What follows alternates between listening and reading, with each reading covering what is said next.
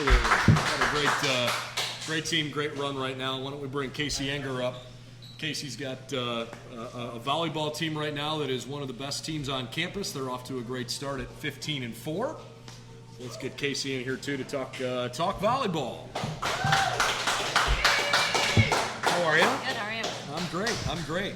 You've got a pretty exciting team to watch right now. Yeah, we're having fun. It's been a fun group to be around.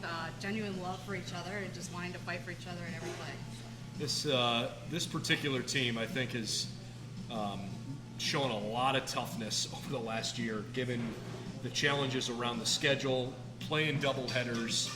You know, in some ways, kids are used to that because it's like, they grew up knowing when you're doing all the travel and the tournaments and stuff. But it's a little different animal when you get to the college game to then have to flip a switch and say, hey, actually, we're playing 2 today every time we play all conference season. And then have a short summer and dive right back into it. That's a tough grind. Yeah, it really was. The doubleheaders, like you mentioned, when you get to college, it's a little different. You're having to max jump a lot more than you are in those club tournaments. You're a little bit more physical with some of the club stuff, and you get to college and everybody's kind of at that level with you. So you've got to max jump on everything and kind of give your all. And if we would have went 4 and 5 in a night and then have to turn around and play 3 days later, play 2 more again. And the OAC is such a gauntlet that you're playing the Otterbeins, the OUs, the Muskies twice in one night, and then turning around and playing the next one twice again. So it was a grind. Really, really proud of the way that they handled themselves this summer. They were getting after it. We did have a big turnover. We graduated 7 from last year. So the way that the seniors from this year have kind of integrated the freshmen and the newcomers has been really great to see. Let's talk about Cecilia Hamish right off the top. Boy, you want to talk about endlessly energetic and contagious. She plays with this joy that you just can't help but notice. Even if you could have no tie to the team, just a casual fan watching, and you're gravitated toward her because nothing about it is fake or put on. And by the way, she can really, really play. She's a ton of fun to watch. Yeah, and it's funny with Cecilia. Happy birthday to her, by the way. It's her birthday. Perfect. Cecilia is like that in every aspect of her life. It's not just in volleyball. She's excited about everything she does.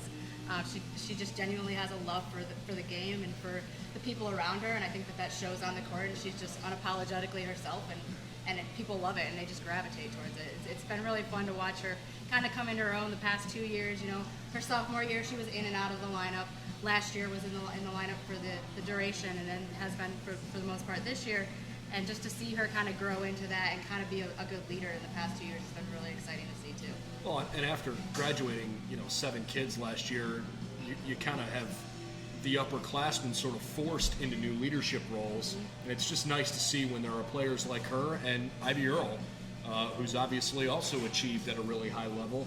Those become natural fits for leadership roles when you have, on top of good production on the court, they certainly seem like the kinds of people that you're trying to build a program around. Yeah. Ivy and Cecilia are kind of a yin and a yang.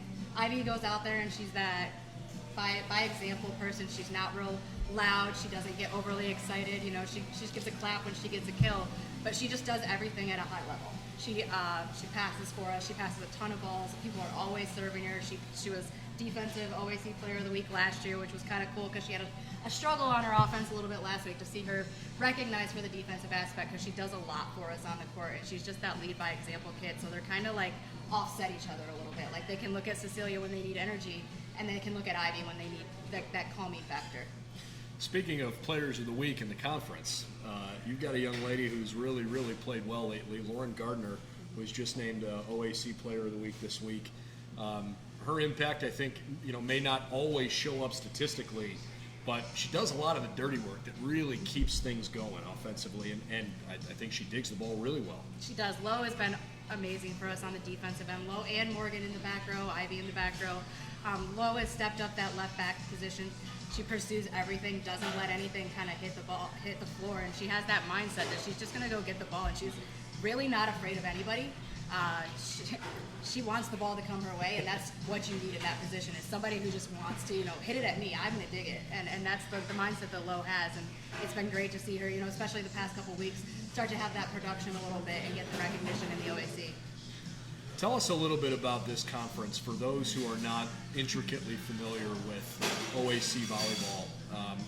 I mentioned off the top, Otterbein is a ridiculously good team.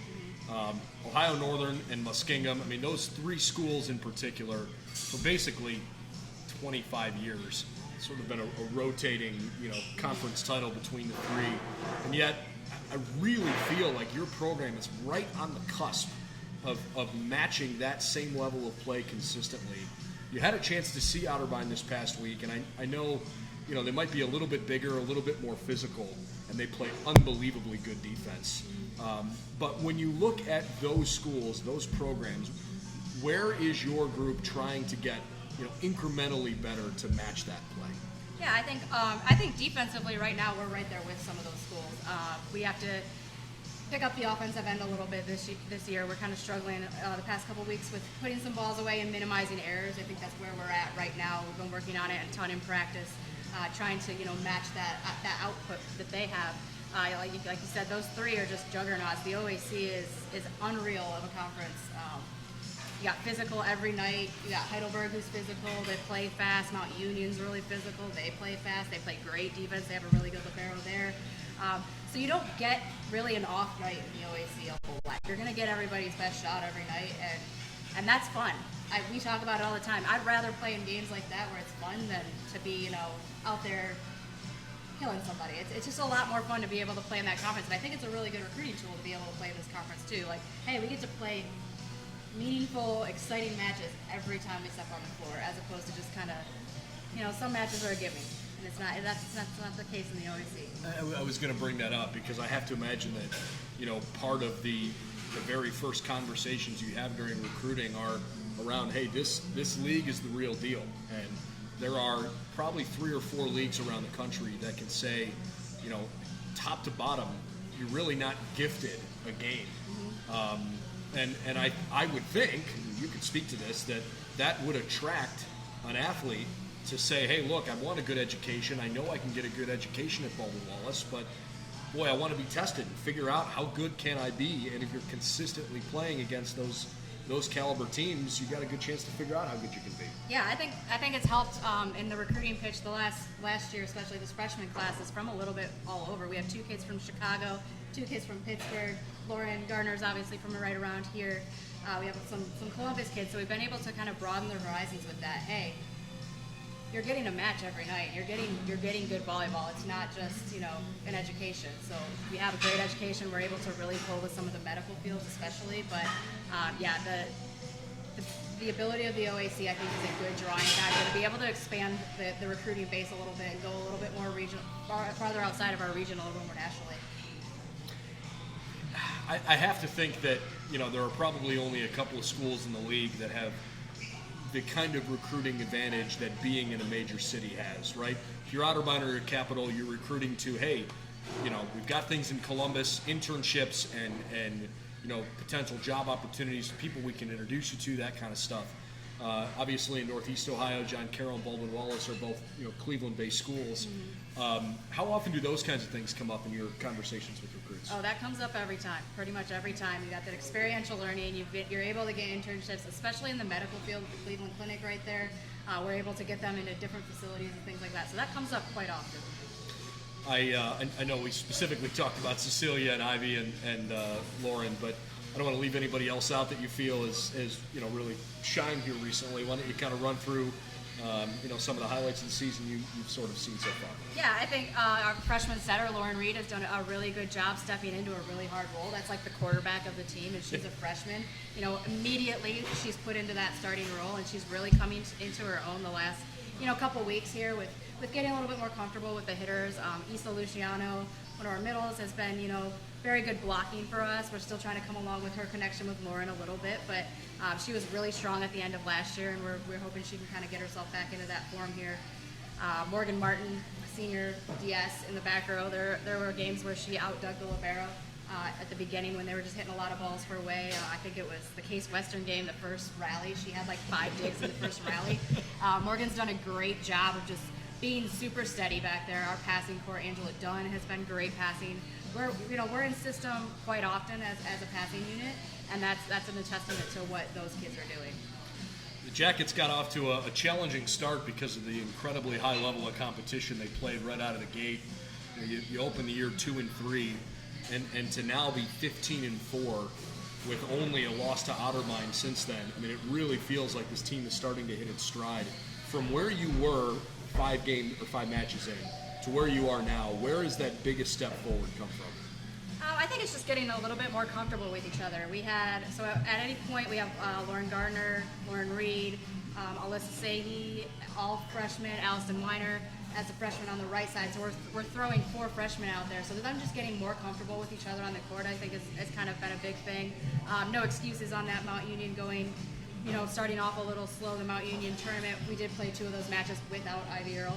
So I'd like to, see what we could do with that. Sam Ruetta did a great job stepping into that role, but that puts a 5th freshman on the floor. So I think it's just been being able to kind of get a little bit more comfortable with each other on the floor.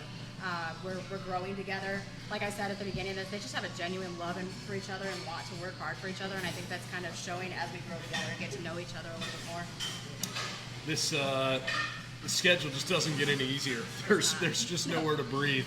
The Jackets, obviously, their next match coming up this week, Wednesday at number 13 nationally ranked Ohio Northern. And then they'll play the 12th nationally ranked team in the country, Juniata, down at New Concord, and then they'll play Wittenberg as well in a match hosted at Muskingum. Then dive back into OAC play the rest of the season with the exception of one non-conference game left against Ohio Wesleyan.